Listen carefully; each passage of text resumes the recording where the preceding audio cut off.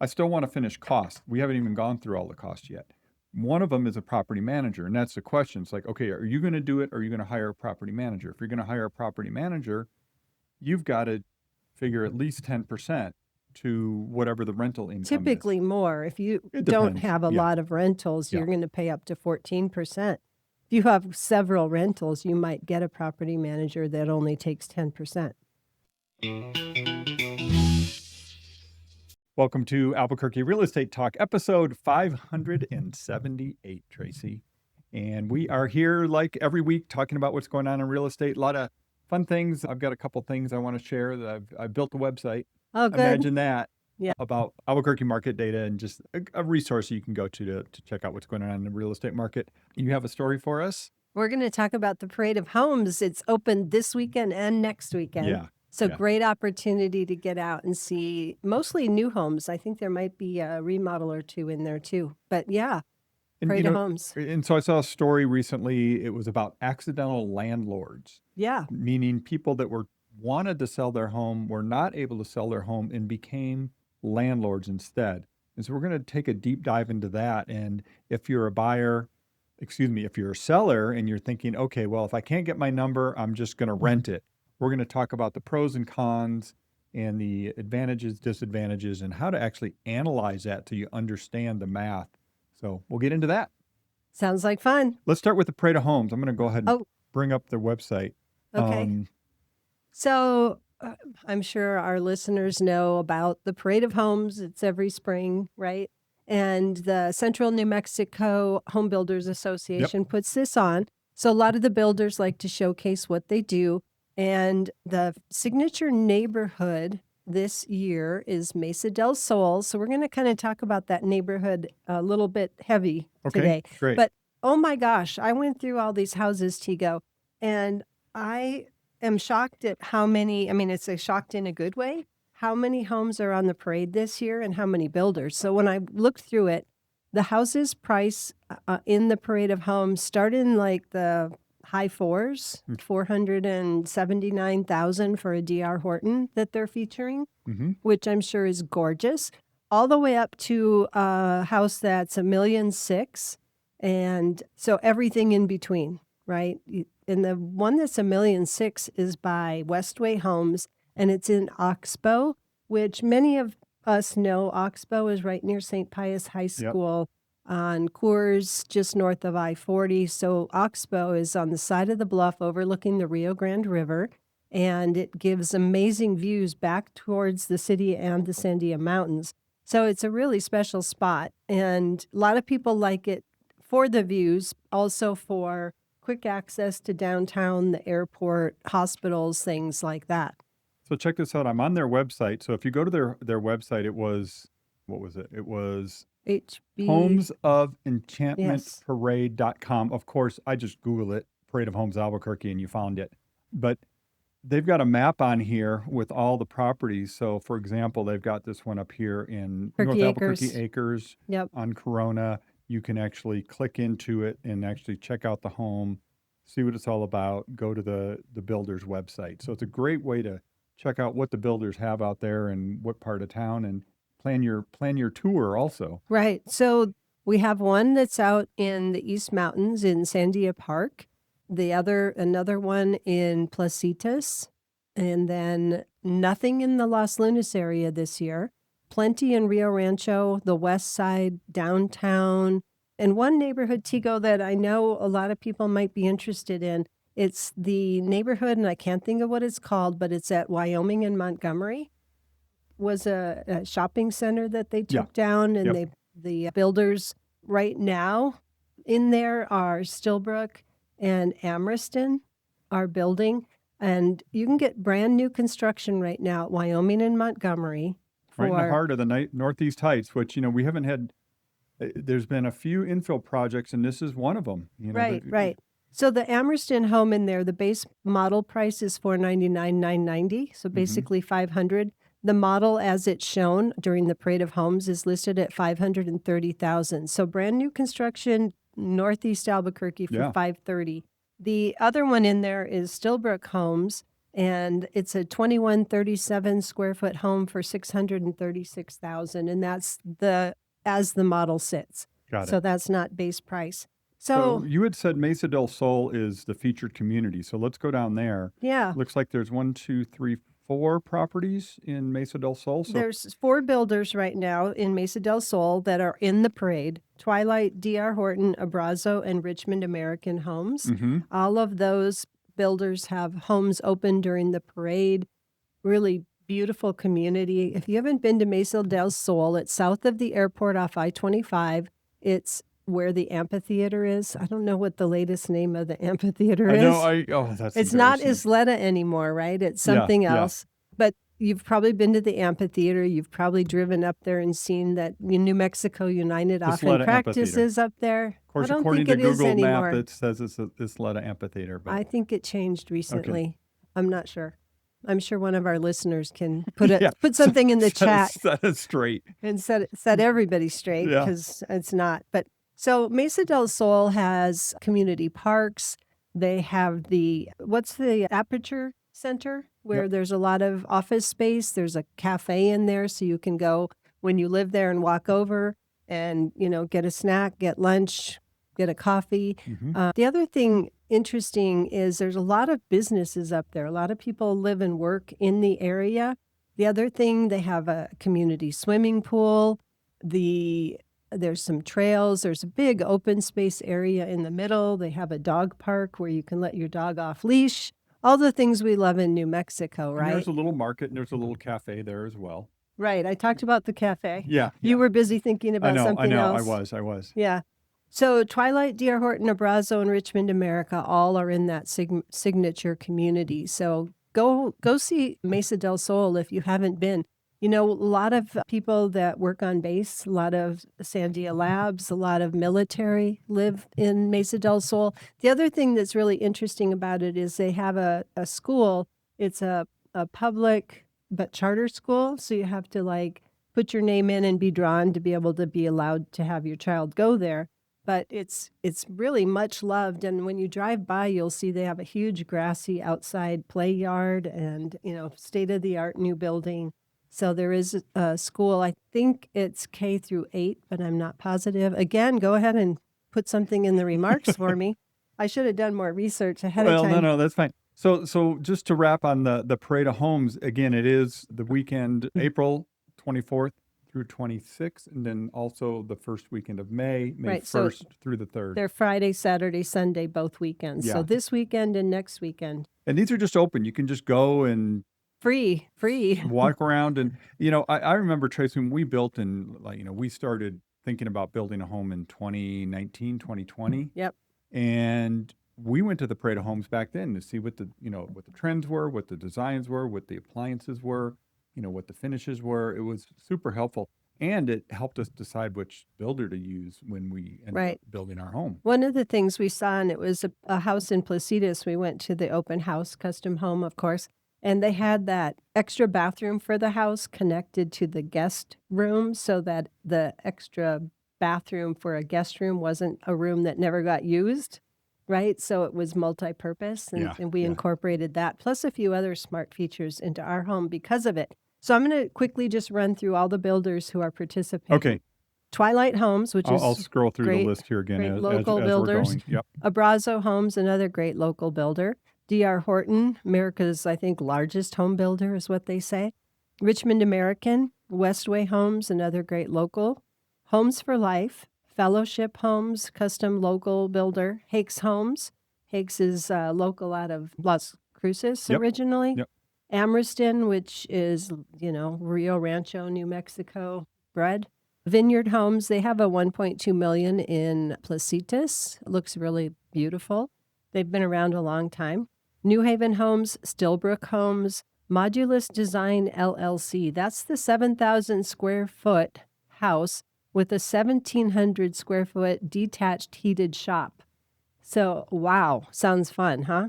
Also, Quality Builders Hey, San Pedro Incorporated. Creek, that's your old stopping ground, Tracy. I know. San Pedro Creek is where I started my real estate career. Yeah. It's the 10-acre home sites in Sandia Park, East Mountains, just north of Paco and what's the golf course called there? Paco? It's got a Paco Ridge. Paco Ridge? Yeah. Yeah. Yeah. So that is my old stomping ground. Yeah. Yeah. So Parade of Homes, go take a look. A lot of fun. The weather's usually fine. And Yeah, I no, heard it's it might be windy this weekend, but I don't know. it's spring in New Mexico. Yeah. So it could Chances be. are it could be windy. Chances Yeah. are. Yeah. So anyway, yeah, Parade of Homes, check it out. Lot of options there. All right, I want to segue to something else. Tracy, I built a website. No, I know. that's I just know. so like you. If you go to reabq.com, you'll find this site. And what I've done is tried to give a better display of the monthly market data that we get from the multiple listing service. But I've also incorporated a couple additional things. So you can just come here and get a quick snapshot of what's going on. So for example, in March, the median sale price of detached homes was $365,000, and then the median sale price of attached homes was $255,000. These are homes that actually closed in March versus, just homes that are on the market. So it's not a true picture of value, it's a true picture of what homes sold for. And there was a news story that was in the journal that talked about, maybe it was a journal, maybe it was Business First, but saying that, home prices dropped 3%. It's like, well, yeah, the sale prices dropped 3%, but overall prices have pretty much been steady from a year ago when you look at other stuff. And so what I did is I brought in the home value index as well from Zillow. So it's not just one source, it's multiple sources. And so now you can come here, look at the recent Zillow home value index, which looks at all homes in the market, and they're All tracking. homes, not necessarily homes for sale. Correct. All homes. Yes. All homes, Sold or not not, just right. any home in the market. They're tracking Albuquerque at about a 1% increase from a year ago. So I'm trying to bring together multiple sources so you can kind of see different ways of looking at it, because median price, average price, even price per square foot doesn't always tell you the full story on appreciation. Right. The other thing I wanted to share is just kind of a weekly snapshot. This is on our website. And what we're looking at is, how many homes are on the market this week right here? How many new listings are there that came in this week? How many went under contract? And so this is interesting. Just last week, there were 166 new listings, but there were 247 that went under contract or went pending. So at the moment, the pendings are outpacing the new listings. Now that's 1 week, right? So 1 week snapshot.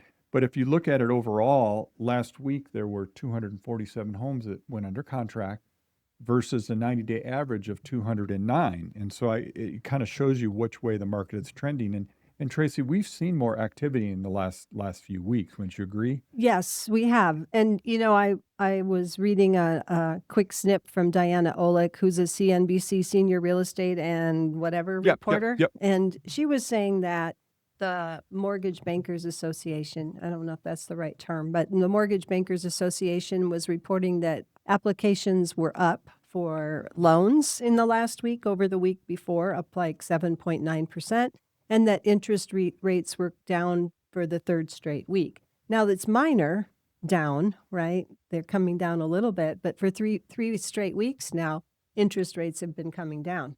So yeah, and kind of what we're seeing in the market, I saw one stat that was pretty sad actually, which was 21% of, let me rephrase that, only 21% of homes sold were first-time home buyers, which is pretty low, and it's sad to me. And I know there's lots of news and stories and talk about affordability and getting people into homes, and I know there's a bunch of state programs and different things to help people get into homes, but it is too bad we're not seeing as many first-time home buyers as we would like to, and that's too bad. So, but overall, the market is just kind of steady. Wouldn't you agree? Is what I would say. yeah, and not that this is relevant, but the house I put on the market last weekend that had offers immediately. Right. The seller selected someone's offer that's a first-time home buyer, and they were so happy for this family to be able to buy their home and start with them being their first-time home buyers. So It was nice. It wasn't like we knew it, but once they learned about the people after they accepted their offer, it made their heart feel really warm that their house was going to somebody starting out as first-time homebuyers. Yeah, good Yeah. people. Yeah. Good people. Very good. All right, let's jump to this subject, Tracy. The accidental landlord, or the question is, should I rent instead of selling? Right. And we have seen this over the years where, somebody puts their home on the market, can't get it sold for the price they want. And so they say, you know what, I'm gonna rent it, and I'm just gonna become a investor, a And real estate investor. totally. And sometimes it's the house doesn't even hit the market. We meet with a seller, we show them the data, and they go, you know what? I'm not going to sell my house for what the market suggests it's going to sell for right now. I'm just going to rent it. Or they're going to, let me get this off the screen so we can just talk. Or we're going, it's part of their strategy, right? It's not by accident. Oh, for sure. We have a lot of that. A lot of our military relocations, people PCSing, permanent change of station. A lot of our military I'm so proud of, because when they come here to Albuquerque and they buy their house, they have a goal of when they get relocated and PCS to a different military station, that they're going to keep that house, make it a rental, and that's part of their wealth building strategy. And I've seen that over and over and over, because we've had the honor of helping many military families relocate to Albuquerque for Kirtland Air Force Base, and with the goal of keeping their house. And that's awesome. So I broke this down to 3 questions. It's like, okay, should I rent my house? And so first off, you just got to ask, will the property work as a rental? And the thing is, if it's a 3-bedroom, 2-bath, 2-car garage in a, Decent area. decent, area, neighborhood, that home is going to rent. It's going to rent all day long, right? So that's the first question. What? But it could be that it's a custom home in North Albuquerque acres.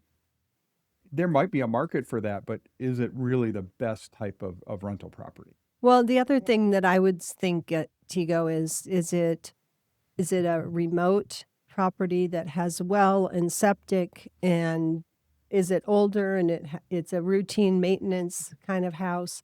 Well and septic, not everybody knows how to take care of those things. We experienced it on a rental we had that had a septic, where people were flushing things down the toilet that shouldn't go into a septic system, and it would back it up, right? Yeah. So it's not the best, right? There Yeah. are some properties that don't Yes. make the best rental. Yes. So should it be a rental, first of all? I'm One not- of the other, I was going to talk about some septic stuff, but we don't want to go yeah. there. Yeah. Well, one of the other things to think about, should it be a rental, is what's the value of the home versus what it might rent for? Well, right. And that was the next question was, what are the real numbers, right? It's like, what did the numbers tell you? And in that, okay, if it sells, it could sell for this. I might have to reduce the price, from what I thought I wanted versus what it could rent for. And there's a whole analysis for that. Right. Right. And so when you're thinking about this, these are the things that you have to think about. It's like, okay, what's the value of the home? How much equity do I have? Because equity matters, because if you have equity in the home and you sell it, you're taking that money and you're investing it elsewhere. What's your return on that money? Right. So that's Right. one piece of it. Right. The next part is, what can it rent for? And I will say there's some pretty reliable sources, and honestly, Zillow, Tracy, is one of the best. Yeah. For rental. For rental, you can go there just like they've got its estimate for home value. In many cases, most properties will have an estimate for what it could rent for. Is it going to be right on? No. But is it a good number to start with to at least get an idea of what it could rent for? And of course, you can jump on a website like Zillow or Homes.com or any of these Apartments.com and see what a similar type property could rent for. Basically, do your own market analysis for rent. Right. Right. But then you got to figure out all the other costs that you may not have thought about. And so, and these are things like insurance. Insurance is going to be maybe 20% more than if you're the owner occupied of that property. If you're renting it out, there's going to be a premium on your insurance costs. Hadn't thought of that. Yeah. Good point. Yeah. And then you got to think about, okay, am I going to manage it? And that's kind of the third part was, Are you ready to be a landlord? yeah, you're ready to be a landlord. So the options are, you're going to be the landlord, do you have a good stable of people to do repairs if it's not you? Are you going to be in the area if it needs repairs? Tenant issues happen, right? Things always seem to happen when we're out of town or when it's evenings or weekends and things. Are you going to be the one to take care of that? So yeah, just hold that for a second, okay? Because I still want to finish costs. We haven't even gone through all the costs yet. One of them is a property manager, and that's the question. It's like, okay, are you going to do it, or are you going to hire a property manager? If you're going to hire a property manager, you've got to figure at least 10% to whatever the rental income is. Typically more. If you It don't depends. have a Yeah. lot of rentals, Yeah. you're going to pay up to 14%. If you have several rentals, you might get a property manager that only takes 10%. And then the other one is people may forget about is maintenance, ongoing maintenance. Right. If you hire a property manager, you're going to have an agreement with them where if the tenant calls and says, hey, my blah, blah, blah isn't working, they're going to arrange to have that fixed. And that's going to come out of whatever rental income you have. So you got to account for that. I would say 5 to 10% per month for your ongoing maintenance. That doesn't even include capital improvements like a air conditioner goes out or a furnace goes out or Right. that type of stuff. Right. We've had all of that, Tigo. Yeah. When I think about capital improvements, we get the call, the dishwasher, the dryer, whatever, don't work anymore. And it's cheaper to buy new than to fix them. And this is going to sound like we're going, oh, don't do this, never do this. No, we are we are rental property owners. We've done it for years. It's been a great thing for us, but you have to do the analysis. You can't do it by accident. Yeah. So I think we have rentals, Tigo, but some of them you manage and some of them we have a property manager. So we know it from both sides. Yeah. Yeah. Okay, another cost. Again, believe it or not, I still haven't gotten through all the costs. Okay. Vacancy. If When you have turnover. If your property is vacant 1 month out of a year, so let's say you have a 1-year lease, generally it's going to take you at least a month to get that property rented. Right. So 1 month a year is about an 8% reduction in your rental income. Okay. So you got to account for that. Maybe you say, well, it's only going to be vacant once a month every 2 years. So you say 4%. But again, you have to account for that. The other one is that tenant exit costs. Okay. And earlier we were talking about like the property, is it the right property? Part of that is what's the condition of the property? And I'd say there's two extremes here. Is the property kind of not in great shape, and are you going to be putting a lot of money in it to keep it suitable for tenants? The other thing, and we've seen this unfortunately personally as well as with clients, the property is beautiful, it's pristine, it's lovely. Tenants are not going to treat the property the same way you treat your property. That is just the way it is. And so you have to take that into account. So when that person exits, what's that turnover cost? Is it Right. going to be $3,000 for painting? Is it going to be carpet cleaning? Is it going to be New carpet. New carpet. What is it going to be? So you have to account for those costs too. Right. Right. So many things. So many costs. And then, okay, I'll get to this in a second. So, okay, so let's talk about the flip side, Tracy. What's the good part of being a landlord? For us, it's been the wealth building through the equity over the years of the value of the property going up and holding that house and having somebody else pay the mortgage and the value of it going up. Yeah, so it's 4 things. You nailed it, but there's 4 things. There's obviously the cash flow on the rent. So like how much income are you taking in each month after you pay all your monthly expenses? Okay, so that's pretty straightforward. In the investment world, they say cash flow is king. If you have some cash flow, you're probably doing pretty good. The other is appreciation, what you just talked about, Tracy. It's like how much is the property is going to increase in value over time. In Albuquerque, it's averaged 3.5 to 4% per year on average over the long term, right? So you're Right. getting that. Your tenant is also paying your mortgage if you have a mortgage, right? So you have some leverage on the property. They're paying down that principal balance for you. You're not paying it, they're paying it. So that's almost like forced savings every month. And then the last one is tax advantages and depreciation. Some people can take advantage of that. Some people can't. It depends on what tax bracket you're in. But the tax advantages of owning a rental property are huge, especially in 2026, because there was just some recent changes. We're not going to get in the weeds on this, but there were just some recent changes in the tax code where you can do a bonus depreciation the first year that will have huge tax advantages. So there are people that buy rental properties in their negative cash flow, but for them it still makes sense because of the tax advantages. Sorry, that's all. That's part two, or that's like 202. So anyway, but yeah, there are some really big benefits. I think the takeaway, Tracy, would say is like renting should be a strategy if that's what you want to do, but it shouldn't be a backup plan. I get it totally. So it seems like where will my equity work harder for me? Is it going to be better to keep it as a rental or cash out and take whatever proceeds I have by selling the house and investing it a different way? Or do I need the funds anyway to be able to buy the next property? So what I did, I want to pull up my screen here. I want to show you something. So what I did is an example prompt here in ChatGPT, and I'm going to just share this.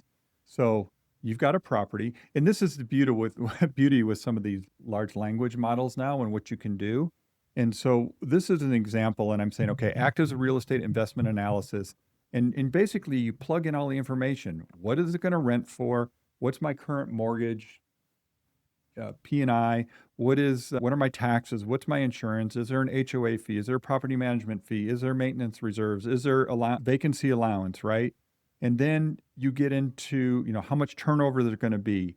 Okay, if it appreciates 3 to 4% per year in 5 years, what's that home going to be? So you got to take that into account. So there's all these pieces that you pull in here, and you could even ask ChatGPT or Gemini or whichever, LLM of choice, and say, okay, what should I know? What should I think about? And you can do the full analysis yourself to see if it makes sense. And part of it is what you just talked about.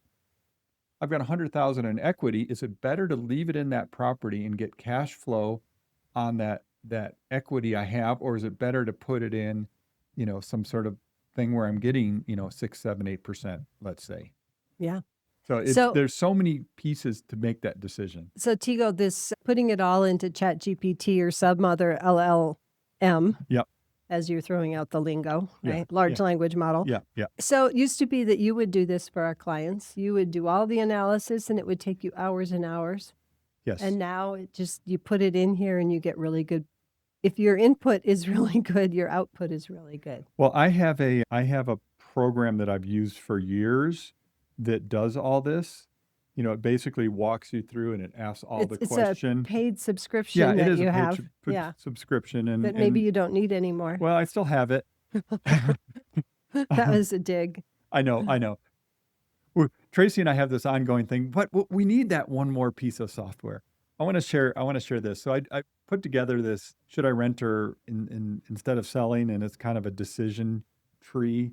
It's like, should it work as a rental? Are you ready to be a landlord? Do you know all the real numbers? And we're going to put this on our blog, on our website, so you can kind of look at it and decide if it makes sense for you. So welcomehomeabq.com. Yeah. There's the website. You'll find this there. Also, give us a ring. Let us know what we can help you with. If you need to buy, sell, invest, just have questions, we're here for you. We're at 448-8888 in the 505. I know I'm supposed to say 505-448-8888, but the old Eddie Aragon in me hears in the 505. In the 5. It's 505 in the 505. Yeah. So I would love to know if there's any topic you would like us to cover. We'd be more than happy to do it. I look forward to Parade of Homes this weekend and next weekend. No, get out and check out some homes, even if it's just one or two. It's really cool to see the new stuff and what people are building. It's amazing, really. Really good. And we have a website for open houses. We've got some really great houses coming soon in our hopper for homes that are going to be for sale. And open houses, we've got a website for that, abq.re/OH or something, Tico. Good job, Tracy. I don't know what it is, but no, you know. Did I get it? Yeah. Don't forget to follow, like, subscribe. We're on YouTube all over the place. So we appreciate all of you listeners and all of your support. Okay, since you went there, I'm going to share one more thing. Oh, Okay. it's your fault. So let me pull up. That's all right. I gave you Yeah. a memory jar to say, do this. Well, right on our website, one of the things I put on here, just below the fold, if you will, is the just listed feed. And so, especially this time of year, there's, we see a lot of activities. This is normally when we see a lot of homes being listed. School's just about over, spring. There's just something about spring that gets people out thinking about either buying or selling. And you can come right here and see the homes. Really, this is virtually real time as they go active in the MLS. And this is all homes, not just homes listed by Venturi Realty Group. Correct. So the correct. feed is everything as it hits MLS, which is a lot of fun to see because some of these are gems and they're going to go quick. Yeah, and one thing you'll notice here, you'll see on some of these, it says active or coming soon. Coming soon, that's like gold if you're a home shopper, because now you can see, oh, this home is coming. It's on the way, so you can prepare for it. And like when it's ready to go and see it, you can't go look at a home that's coming soon, but you now it's available and you can be ready to jump on it when it does come on the market. Right. Coming soon means you can't make an appointment to view it until it's literally active. So it's giving you a heads up that it's in the hopper. Correct. So anyway, yeah, check that out on our website at welcomehomeabq.com. Have a great weekend, everybody. Go see some great houses.